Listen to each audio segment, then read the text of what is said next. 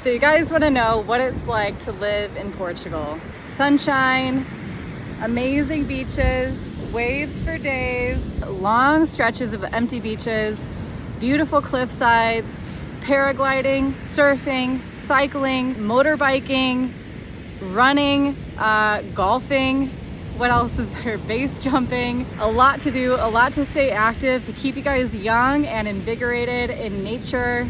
Portugal is amazing. Furthermore, the people here are what really makes this place feel like home for me. Cost of living and the quality of life that you can get here is amazing. That's what it's like in a nutshell to live in Portugal. Fresh seafood, great veggies, lots of organic options as well. That's definitely a growing thing here. There's another amazing thing about Portugal is, it's been getting a lot of attention for tourism. It's always kind of been the tourist spot for Europe and certainly for Portugal. The Silver Coast, the Algarve, anywhere along the ocean is very popular, but now it's definitely getting much more global recognition, just generally for tourism, again, for the quality of life, the cost of living, the beautiful scenery.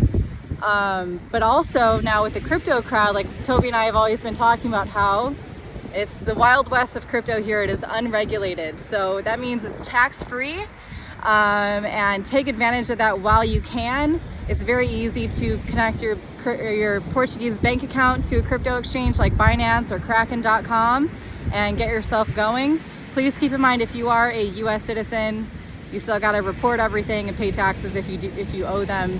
If you're a US citizen, because they tax you based on your citizenship, not based on your residency. There's lots of ways to get a visa to live here in Portugal that doesn't involve investment. I've done lots of videos with my lawyer here, Maria.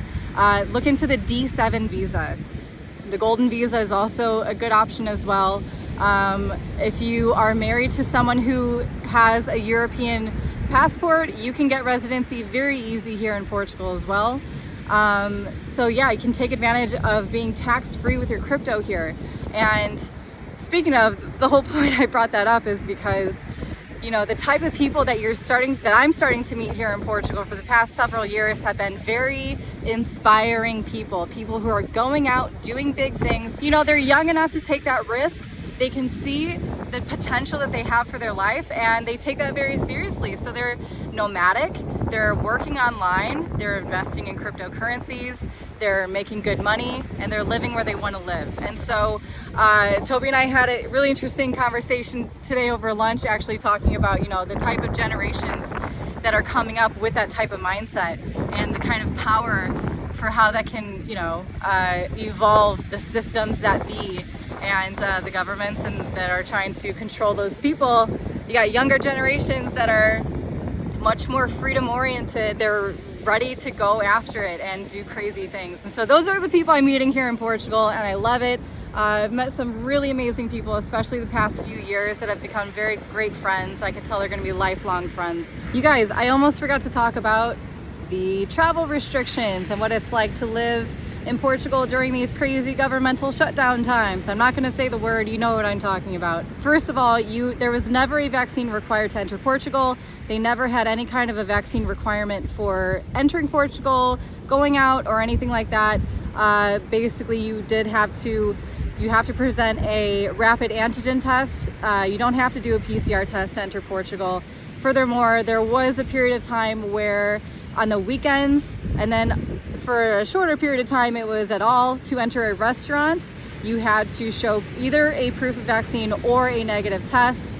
So that was definitely not my proudest moment of Portugal, but those have been lifted. You do have to wear a mask if you are in like a grocery store, the mall, or a restaurant, but not if you're outside. I wanted to clear that up for you guys too, just to let you know, yeah, you never needed anything crazy to be here in Portugal. So go outside, get some fresh air, take your mask off. You also don't have to wear a mask if you're inside your car by yourself. I don't know who needs to hear that, but I've seen a few people, so maybe they need to hear that. Don't be afraid to breathe fresh air. That's really good for you too, guys. Okay, anyway. I hope that gave you guys a little insight into what it's like here in Portugal. Like and subscribe. I'll see you soon. Bye.